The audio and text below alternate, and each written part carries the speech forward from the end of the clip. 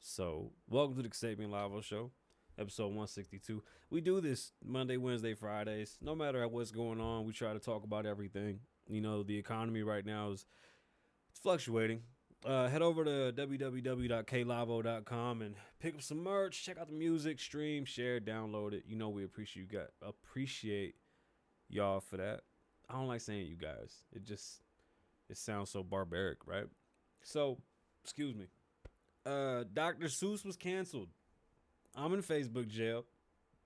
And did GameStop take a shit again? Oh, I hurt my neck. Like it feels like my neck and my shoulder are one piece every time I turn right. So Susan sits over here on the right side of me. And just every time I go to look at her, I gotta move my whole body. So maybe being live in front of people wasn't a good idea. Maybe this works this way. Who knows? Maybe I'll be more free to just chit chat like this with y'all. Oh, I can't wait for the next setup too. Cause this is cool. You know what? I've been on these weird YouTube wormholes of like failed YouTubers, and I literally watch to know what not to do. Like I'm trying to avoid the pitfalls of whatever streamers have gone through, and whatever happens to like these giant influencers that fall out, and like what's the purpose of, like why do they fall out, how they fall out, because doing something new is always a good idea if you have a legitimate passion for it, or you have a a goal or a dream in mind. You know what I'm saying? Like sometimes people do things just to do it, right? Like my issue with podcasters when I got into podcasting, I felt like they thought it was so easy to do that they didn't take it serious, and then you water it down, and that's a fucking problem. Like don't water it down. Give quality content. People want quality content. People want to come back to you for something good. And I don't know if I provide the best of content because I'm still new to this, but I mean, it's all trial and error. We've changed everything. We've gone from just audio to now doing visual to the calls to everything. You know, it's forever growing, and I don't want to lose anybody. But like podcast wise, audio wise, we're phenomenal. Our numbers always going up. We're global. We have an amazing podcast audience. Like I love you guys. Y'all the best. I love y'all, not you guys. Y'all. Fucking Mr. Potato Head, right? Anyway, Dr. Seuss was canceled. I guess I got canceled. I'm in a group in Facebook. It's a roast group, kind of a roast group. People basically post in there and they ask you to roast them. And my joke wasn't even that bad, but they gave me Facebook jail. So our stream is usually for Facebook, even though we put it on YouTube. For YouTube, it's just the residual plays, not the live. The live is more for the Facebook audience that I've accrued in some time. But even doing that, you have to like really know how to play this little streaming game or the live time, because I know 4 o'clock for some people is too early, it's too late. Before Corona, this would be a perfect time because people coming off of work. So like I've always done the show at this time to catch. Wow, that was so loud. Why is that even a thing? Are you fucking serious right now? Bro, it's been such a bad computer day. Just being honest with y'all. So we were watching the market. Because I don't even want to talk about content creators. Oh yeah, let me finish my thought on the rise and fall of the streamers, and not streamers, excuse me, these YouTubers. They're interesting because it seems like they just you lose content. This shit is not easy to come up with content all the time, so you got to give props to those that do. Um, Although you think that this shit is something that you can accomplish, I want you to make sure that you approach it almost like a job, because you got to be consistent with it. Even if it's not the greatest shit, just be consistent, because once you got everybody adapted to your steady schedule and whatever you're putting out, you got to like gradually change things, and you got to gradually fucking keep it fresh. But consistency, like just keep doing it. Like most of them did the same shit. Like they popped up and they were doing a lot of shit, and then they faded off. Like they came out, they were consistently putting stuff out. You know, whatever popped them off, they kind of followed. And that's cool, but like sometimes you just gotta follow what you do. Like stick to it. I don't know how much further this should go. Like I just want a podcast. Like this is like a talk show style podcast, and it's the show that never ends, because we'll keep on talking about topics. Like Whack 100 is supposed to fight somebody else. I seen him at a chiropractor getting loosened up and ready to fight. He's ready. Friends of mine that stream as well, you know, I love that the world revolves around them, and we have to stop everything we do to make sure that they're okay, or to make sure that their shit looks good. Hey, listen, let me tell you something. either provide something that people want to watch or just keep working on it. But don't think that because we're friends, we're on the same level of doing whatever it is you think you do. Like, there's so many background people that should be in the background and help people that are in the front go up. Like, you should know, like, play your position. Like, if that happened more often, you would see so many more companies taking off. Like, I think Logan Paul I can't even speak. I think Logan Paul is as successful as he is because he has a fucking team that rides with him. Like, there's no rise and fall of Logan Paul. Like, he just adapted and adjusted and then made slight adjustments as he went along and has such a solid team behind him that it's fucking awesome. And I might just be venting because I think all my friends are corny. The very few that I have that always feel like you should fucking, like, they know it all, but they don't do shit. It's so amazing that I surround myself with that type of shit. I don't even surround myself with it. I really don't. I just keep to myself. Let me get the fuck off the rise and fall of the YouTubers. But yeah, that was the one thing that I did see that they all did the same. Like, they blew up off of one specific thing and then they like targeted just that, and then they couldn't get away from it because their audience was like, fuck y'all, this is what we want from you, stick to this. And then people get bitter. You know, like, those numbers are crazy to sit here and watch those numbers. I hate watching the numbers. I just want to do this and disappear. Like, the clips, that's the worst thing. I have probably 700 clips that we have saved on our hard drive, and I was like, don't put them out. Just don't want to see them. Just don't want to fucking see them. Not really a thing of mine. I'm good. I hate watching the playback. I hate listening to it. It's just not for me. As a creator, I've always been very wary of listening to my shit. Like, my music, I'm my own biggest critic. And I'm venting. I'm sorry. I shouldn't spew. Facebook jail for a funny fucking joke. Dr. Seuss got canceled, and I want to say that Whack 100 is supposed. Oh, my fucking neck. That Whack 100 is supposed to be out there popping off, which is pretty awesome. I'm actually really impressed at that fact. Interest rates have been going up and down, and I'm keeping an eye on that because the housing market here in Las Vegas is very, very tricky because we're low on inventory, and we have a huge. There's a gap in between our inventory base and our buyer base. And we have a lot of people coming in from out of town that are purchasing and buying up luxury homes because the wealth difference, especially from California and from anywhere, anybody that's trying to get away from a coastal state that has crazy taxes. Nevada doesn't have state tax. So people come to Vegas to save money. And they do have definitely way more money than the average Vegan or Las Vegan. And what we have is this lopsided market again, but it's not because of bad loans. Luckily, at this point in time, it's not a bad loan banking issue. It's just inventory due to people that haven't paid rent. There's landlords that are really suffering under this right now. And, you know, your best move is, as a landlord, we're recommending pay people to get out the house. You want to get the house on the market. You want to get new renters in. You got to get people out the house. Maybe cash for keys will come back. I'm not really sure what's going to happen, but with this tight market, like, houses are going to keep going. Shit, they're up 30-something percent, 36%, 37%. They're going to keep going up. And there's really not much going on in the city that shows me that they're not going to keep going up, right? Then you have interest rates ticking up, nothing crazy, but remember, every time it does go up, it cuts down your buying power. And if inventory's low, prices are high, and your buying power is dwindling away because of slight points that are moving up in interest, you need to really think of either pulling the trigger or waiting or just reevaluating what your real estate needs are at this moment. And a lot of my clients come to my office and they come to me hoping that I have like a pocket deal to, like, here you go, here's a house for you. And that's really not even the case. You know, we talked last week about the wood. Like, if this wood issue is a serious issue, I'm not even sure. Like, I've looked into it. It's very vague. But if the wood issue is really that big of an issue, I can see how that's going to be a problem, especially in a growing town like Nevada, like Vegas. Nevada's always constantly building. Like, we're always building. If you see the little map of how Vegas has grown and how things have changed, even Reno's gone crazy because of Tesla, you will see that we grow exponentially and we grow fast as shit. Like, it's a huge growth. It's never like, oh, here's a couple houses. No, it's like, there's a new fucking part of town. So if this wood thing's an issue, that's going to hurt new homes. And new homes are usually cheaper than used because they want to sell, right? The first ones are usually the best deals. Then you might get a good closeout. But even by the time you get to the closeout stage of a new build, you're going to start paying more money because the value's gone up. That's just how that works.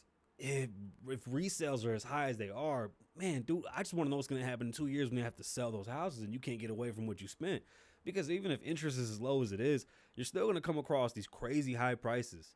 Um, Stocks have been going up and down because of the whole interest thing. So now we got to watch stocks for that. Not only that, GameStop is starting to do its thing again. Um, these meme stocks, I support it 100%. I feel like it's something that's necessary when we have a system that's rigged against us. We finally have the David and Goliath system falling apart slowly, not completely falling apart, because I don't think the financial system is going to fall apart because a couple of people are investing, doing the same thing that the big companies do and just sticking it to the bigger companies. And now you're starting to see a bunch of multimillionaires and billionaires come out and cry about the money they've lost because of all the investments that are going up and down and changing. Like, look at Bitcoin. Bitcoin's back to 52K. That's cool. That's, it might be the best place to put your money. The stimulus is finally passed and they're fine tuning it. They're cutting back who's going to get the rest of the money. It seems like if you make over 110K as a couple, you're not going to get it. They slowed down the process of unrolling it. The minimum wage thing keeps coming up in this COVID relief package, but it doesn't make any sense. Like, minimum wage and this COVID relief have nothing to do with one another. And you get this stall in Congress fighting over fucking $15 minimums. To what avail? Like, people need this money right now. And the only way the money works to stimulate the economy is if you spend it. Excuse me. If you don't spend the money, you're going to sit on it and do nothing. It's going to be worthless. Right now is the time to spend money. Go buy things that have value and that will grow in value that you can physically touch. That's my advice. I'm not saying go do it. I'm just saying that you might want to do it. Now, yes, the stimulus only works if you spend it. Like, the purpose of it is to put it in your hands, spend it at a store and get it rolling and things of that nature. This is why they give money to the big corporations to spread out to their employees, because a corporation can employ thousands and keep their shit moving, as opposed to the individual persons like me, you, or your friend that will just go and spend a couple bucks. It'll be easier to keep the economy moving from the top down when shit like this happens. Do I think that's how it should operate all the time? No, not at all. This system works very well when shit isn't in the way. And at the moment, we have things in the way. All the restrictions, and it seems like those restrictions are going away, though. So we can't really keep, using these restrictions as a clutch or a crutch, to what's really going on with the economy. Now, once everything opens and people are back to work and things are kind of leveling out, then we can really see where everything lands. But if the stimulus doesn't come sooner and it comes later, you got people that are going to get their tax returns. That's a good bump. Then you got people that are getting this chunk of money. That's a good bump. You want them to use their money to get the economy moving again. And opening cities little by little is going to hurt that process. So the stimmies were passed, but they're not going to give them to everybody. It's just a few people. They were supposed to rapid release, pull back on that too. Why? What the fuck are we waiting for? Really, what are we waiting for? Hand the shit over, get things going, start opening these cities.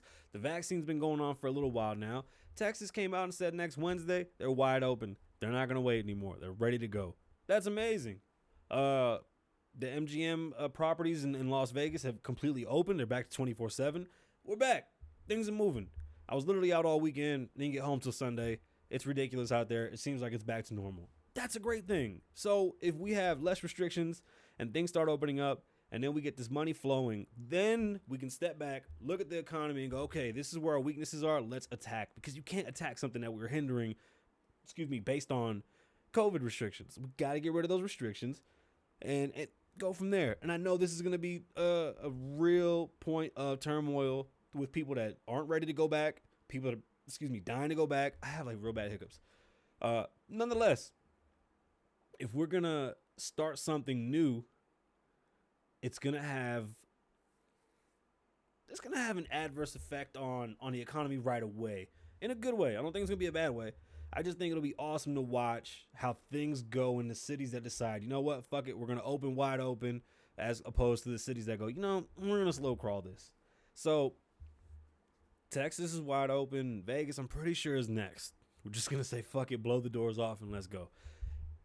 It's gonna get iffy the longer they take to fully open and the longer they take to give money out to just get this relief going. And they need to focus on these landlords that are dealing with renters that aren't leaving and figure out how they're really going to take care of that, because the wave of evictions that isn't coming, because they really are holding back on it. Got to give them props. They've done a great job of passing many, many laws and well, not laws. It's temporary. It's all temporary shit. But they've been able to really, hone in on, hey, banks, don't be assholes. Let these people do what they got to do until this is over. And I think we're finally coming to the this is over part. I'm worried because I feel like we don't have a plan for this part. Like we're all almost in shock. Like what happens next, right? It'll be interesting to see what happens in these upcoming weeks. Facebook is now Billboard and Facebook have come together, and Billboard is going to now accept your streams from Facebook. We've been getting monetized views and plays from Facebook and Instagram for about a year and a half. Spend some time. Facebook pays artists. Do I think they should count towards Billboard? Why not? I mean, I think they use YouTube, don't they? The thing about using those plays is that they don't count them like regular plays. I think they're doing them like they do streams. So 1,500 counts as one, or 1,700 counts as one. Listen, records are going to keep getting broken because more people are using these systems. Records aren't getting broken because people are selling more. It's just, we're readily available to more people at one time. And you see these records being broken. So Billboard using Facebook now, it's interesting. But, not that long ago, I think it was 2 years ago, Billboard was using your bundle packages as points towards sales, which is fucking ridiculous that merch counts as a sale, or even tickets were counting as streams and downloads and sales.